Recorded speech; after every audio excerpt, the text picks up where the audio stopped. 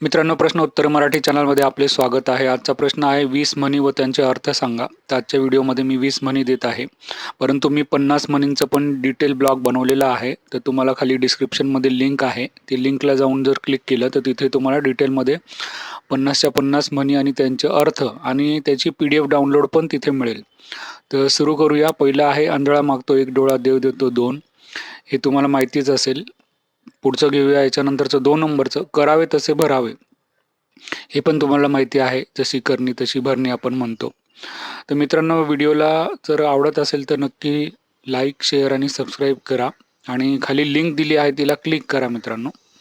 पुढचं घेऊया 3 नंबरचं. घरचे लक्ष्मीचे महत्त्व शेजारणीला कळत नाही. आपल्याजवळ असलेल्या गोष्टींचे मूल्य किंवा महत्त्व कधीकधी इतरांना कळत नाही. जसे की आपल्या घरातील समृद्धीची प्रशंसा इतर कोणी करत नाही. पुढचं घेऊया 4 नंबरचं. वेळ येईल तेव्हा उपाय काढावा. आता याचा अर्थ असा होतो, एखादी अडचण आल्यावर त्यावर योग्य उपाय शोधावा. आधीच चिंता करण्यापेक्षा समस्या आल्यावर ती सोडवण्याचा प्रयत्न करावा.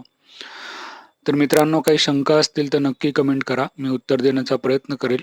पुढचं घेऊया 5 नंबर. नवसाला पावणे. एखादी गोष्ट निसर्ग किंवा देवाकडे मागितल्यावर ती मिळाली की लोक नवस पूर्ण करतात. या म्हणीचा अर्थ असा की जेव्हा एखादी इच्छा पूर्ण होते तेव्हा त्या व्यक्तीचे कृतज्ञ असणे आवश्यक आहे. पुढचं घेऊया 6 नंबर. ओढा तिथे पाणी. जिथे प्रेरणा किंवा आवश्यकता असते तिथेच आपण प्रयत्न करतो किंवा साधनांची व्यवस्था करतो. उदाहरणार्थ, जिथे मन असते तिथे श्रम केले जातात. पुढचं घेऊया मित्रांनो. पुढचं आहे थेंबे थेंबे तळे साचे. जसं की छोट्या छोट्या गोष्टी जमवूनच मोठं ध्येय साध्य करता येतं. ही म्हण काम किंवा संपत्ती साठवण्याच्या दृष्टिकोनातून वापरली जाते. तर मित्रांनो, व्हिडिओ जर आवडत असेल तर कृपया चॅनलला सबस्क्राईब करा. पुढचं घेऊया 8 नंबरचं. हातचे सोडून पळत्या मागे धावू नये. जे हातात आहे ते न सोडता फक्त स्वप्नांच्या मागे धावू नये. वास्तविक जीवनात जे काही प्राप्त आहे त्याचे योग्य संगोपन करावं. याच्यानंतर पुढचं घेऊया 9 नंबरचं. जे घर जळतं त्यालाच कळतं.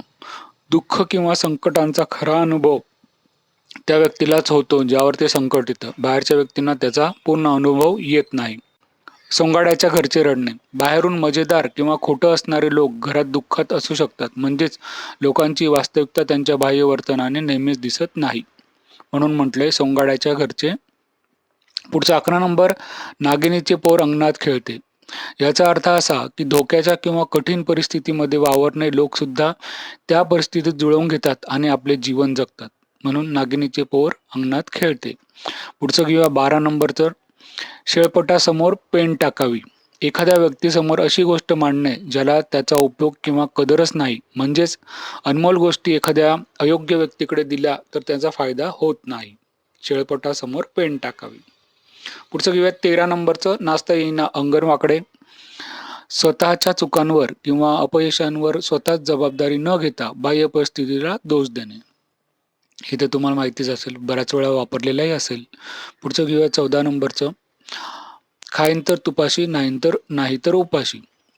अत्युत्तम गोष्टींची आवड असणारी व्यक्ती सामान्य किंवा कमी दर्जाच्या गोष्टी मान्य करत नाही. म्हणजेच काही लोक दर्जेदार गोष्टींवरच समाधान मानतात. म्हणजे चांगलंच पाहिजे, नाही तर मग नकोच असं. 15 नंबर. डोंगराला धक्का दिला आणि उंदीर निघाला. मोठी अपेक्षा ठेवून काही करण्याचा प्रयत्न केला पण प्रत्यक्षात परिणाम खूपच छोटा किंवा निराशाजनक निघाला. म्हणजे खूप मेहनत केली आणि काहीच हाताशी येत नाही. पुढचं 16 नंबरचं. गरजवंताला अक्कल येते. गरज किंवा संकट आलं की माणसाला शहाणपण येतं आणि तो त्यानुसार उपाय शोधतो. म्हणजेच अडचणीच माणसाला शहाणं करतात. तर गरजवंताला अक्कल येते. पुढचं घेऊया 17 नंबरचं. सावत्र आईचं प्रेम कधी उघडं पडत नाही. जसं सावत्र आईचं प्रेम खोटं असू शकतं तसं काही गोष्टींमध्ये आपले वास्तव काही वेळाने समजतं. या म्हणीचा अर्थ विश्वासघाताशी संबंध आहे.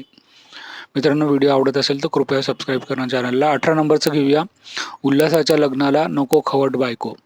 आनंदाच्या प्रसंगी कोणत्याही त्रासदायक गोष्टींची उपस्थिती नसावी. म्हणजेच चांगल्या प्रमाणात अडथळे असू नयेत प्रसंगात.